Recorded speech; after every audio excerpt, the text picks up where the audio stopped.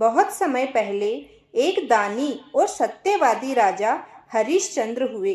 राजा हरिश्चंद्र इतने प्रसिद्ध सत्यवादी और धर्मात्मा थे कि उनकी कीर्ति से देवताओं के राजा इंद्र को भी ईर्ष्या होने लगी। इंद्र ने महर्षि विश्वामित्र को हरिश्चंद्र की परीक्षा लेने के लिए उकसाया।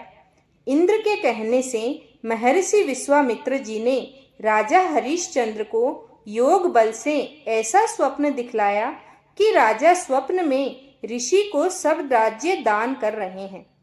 दूसरे दिन महर्षि विश्वामित्र अयोध्या आए और अपना राज्य मांगने लगे। स्वप्न में किए दान को भी राजा ने स्वीकार कर लिया और विश्वामित्र जी को सारा राज्य दे दिया। अयोध्या से जब राजा हरिश्चंद्र चलने लगे तब विश्वामित्र जी ने कहा, जप तप दान आदि बिना दक्षिणा दिए सफल नहीं होते राजन। राजपाट तुमने पहले ही मुझे दे दिए हैं, तो अब दक्षिणा कैसे दोगे? तो हरिश्चंद्र ने महर्षि विश्वामित्र से दक्षिणा देने के लिए 1 महीने का समय लेकर वे काशी आए। काशी में उन्होंने अपनी पत्नी को एक ब्राह्मण के हाथ बेच दिया।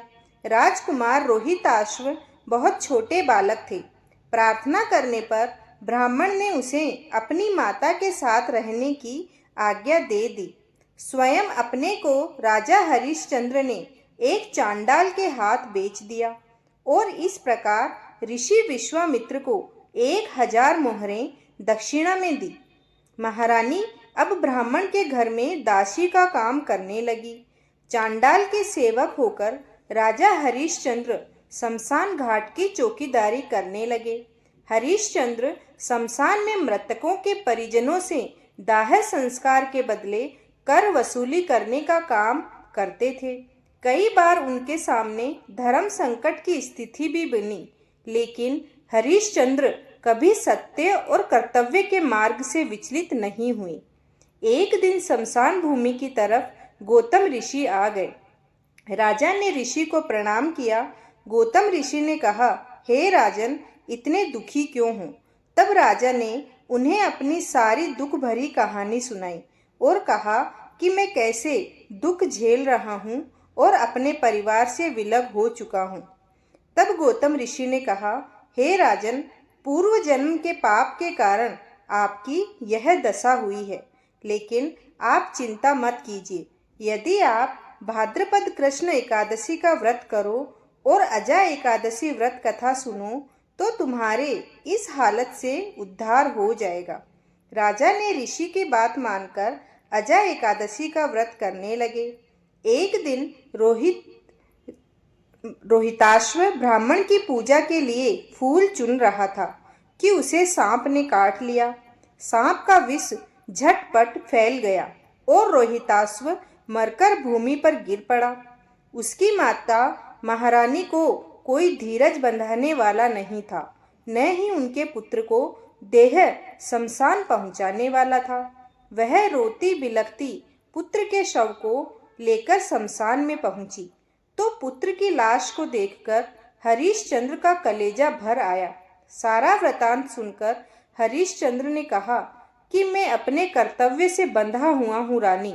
जो भी यहाँ दाह संस्कार के लिए आता है उसे कर के रूप में कुछ न कुछ देना पड़ता है। संयोग से उस दिन अजा एकादशी थी और राजा के परिवार में से किसी ने भी भोजन ग्रहण नहीं किया था। रानी के पास कर देने के लिए कुछ नहीं था। राजा हरिश्चंद्र को बड़ा दुख हुआ, किंतु वे अपने धर्म पर स्थित बने रहे। अपने हालातों पर दोनों भगवान से प्रार्थना कर रहे थे। जब हरिश्चंद्र ने दाह संस्कार नहीं करने दिया तो रानी ने अपनी आधी साड़ी चीरकर हरिश्चंद्र को कर के रूप में दिया। उधर प्रभु भी यह सब कुछ देख रहे थे, तो हरिश्चंद्र की कर्तव्य परायणता को देखकर वहां भगवान नारायण, इंद्र, धर्मराज आदि देवता और महर्षि विश्वामित्र प्रकट हो गए। उन्होंने उनके पुत्र को जीवित कर दिया और फिर से हरिश्चंद्र को राजपाट भी लौटा दिया। तो इस प्रकार अजा एकादशी के व्रत से हरिश्चंद्र के समस्त दुखों का निवारण हो गया। सत्य के प्रभाव से राजा हरिश्चंद्र महारानी के साथ भगवान के धाम में चले गए। महर्षि विश्वामित्र ने राजकुमार रोहिताश्व को अयोध्या का राजा बना दिया। हे राजन, हे युधिष्ठिर, यह सब अजय एकादशी के प्रभाव से ही हुआ। अतः जो मनुष्य यत्न के साथ विधि पूर्वक इस व्रत को करते हुए रात्रि जागरण करते हैं, उनके समस्त पाप नष्ट होकर अंत में वे स्वर्ग लोक को प्राप्त होते हैं।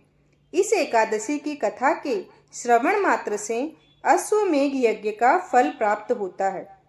प्रेम से बोलिए अजय एकादशी की जय, भगवान विष्णु की जय। ओम नमः शिवाय। भक्तों, अगर आपको ये कहानी पसंद आई है तो चैनल को जरूर सब्सक्राइब करें। धन्यवाद।